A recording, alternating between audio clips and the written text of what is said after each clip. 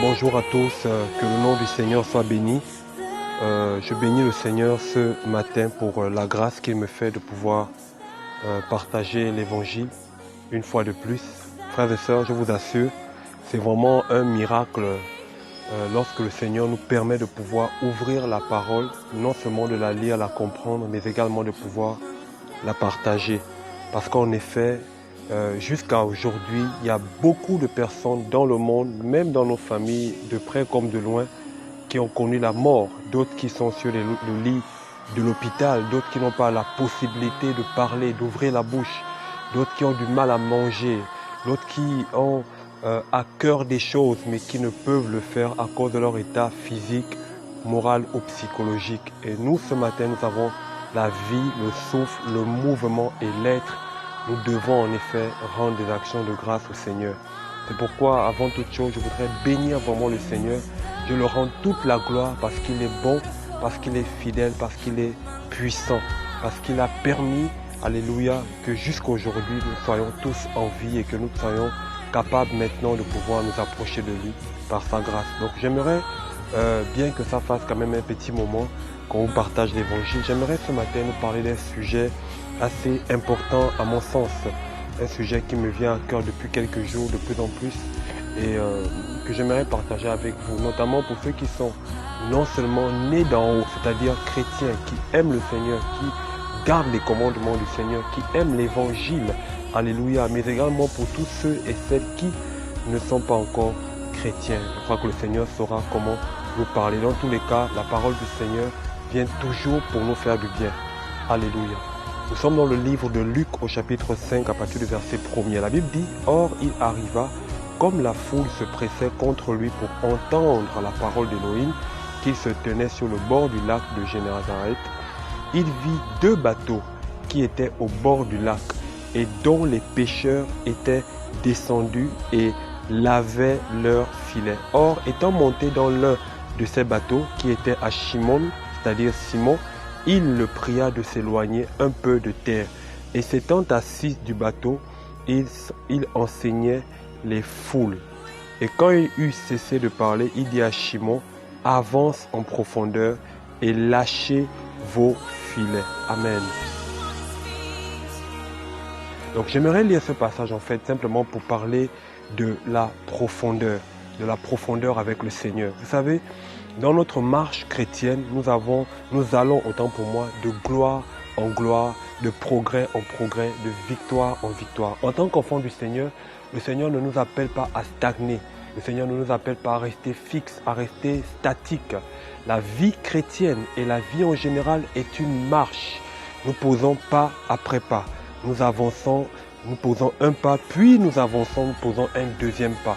Donc, dans la vie comme dans la marche chrétienne, il y a des étapes.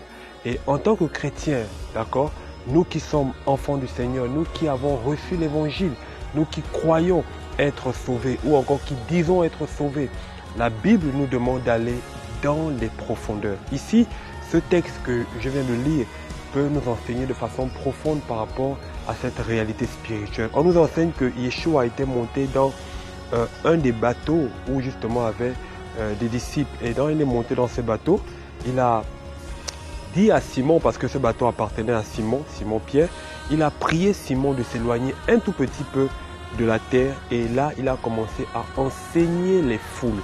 Et juste après ce temps d'enseignement que le Seigneur a donné aux foules, ce temps de partage que le Seigneur a donné aux foules, le Seigneur a dit à Simon-Pierre, avance en profondeur et lâchez vos filets pour la pêche. D'accord? Et si vous lisez la suite de l'histoire dans le livre de Luc au chapitre 5, vous verrez que Simon va raisonner et dire au Seigneur que nous avons déjà pratiqué ça. Nous avons cherché à pêcher toute la nuit, mais nous n'avons eu aucun poisson. Mais toi, tu nous demandes d'aller encore plus loin. Ben après, puisque c'est toi qui parles, justement, ben nous allons aller plus loin et nous allons lâcher nos filets. Frères et sœurs, la profondeur avec le Seigneur, c'est quoi? La profondeur en fait avec le Seigneur, c'est le fait de chercher une connaissance nouvelle, le fait de chercher une vie nouvelle, le fait de chercher des expériences nouvelles, c'est-à-dire avec le Seigneur, le fait de chercher à ne pas s'arrêter seulement sur la vie qu'on a eue hier avec lui, la connaissance qu'on a eue hier avec lui, à ne pas s'arrêter sur tout ce qu'on a pu expérimenter jusqu'aujourd'hui avec lui, mais à chercher à aller plus loin avec le Seigneur. Pourquoi? Parce que dans la profondeur avec le Seigneur, nous avons, d'accord, des grands et des grands bénéfices. Alléluia.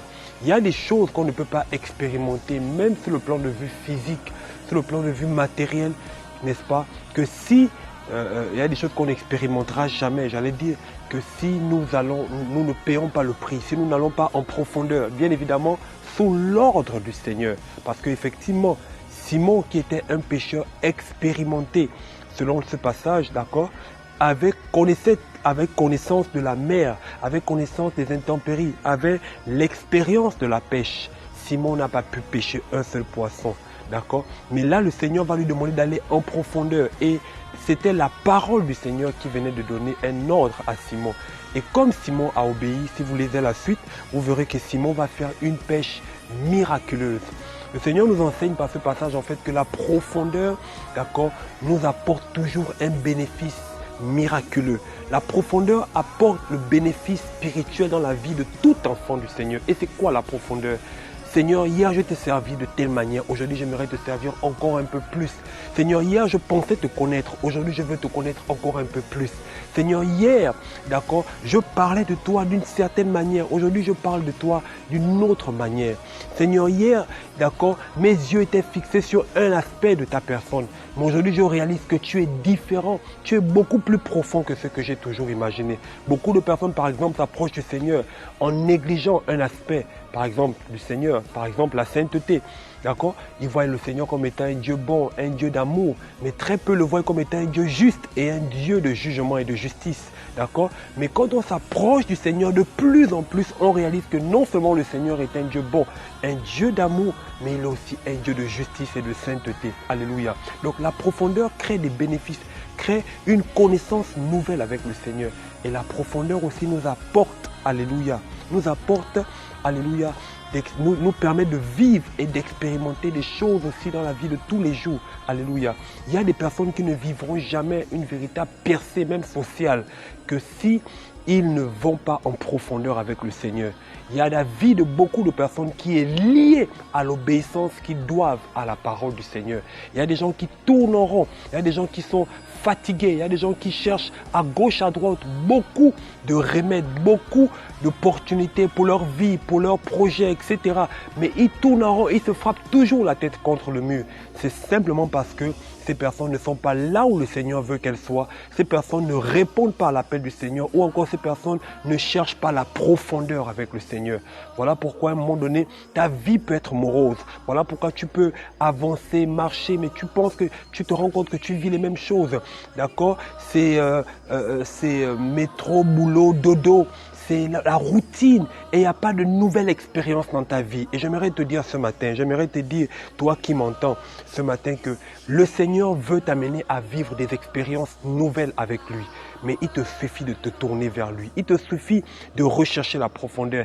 Il te suffit de reconnaître en effet que tu as besoin de lui. Tu as besoin de le connaître nouvellement. Alléluia.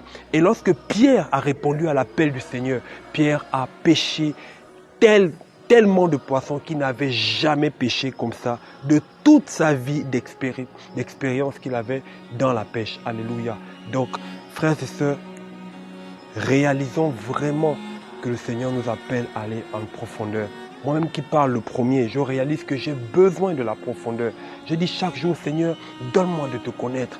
Donne-moi d'aller plus loin avec toi. Donne-moi d'aller plus loin dans la parole du Seigneur. Si hier je lisais un chapitre de la Bible, aujourd'hui je veux lire 2. Si hier je priais 15 minutes, aujourd'hui je vais faire 30 minutes.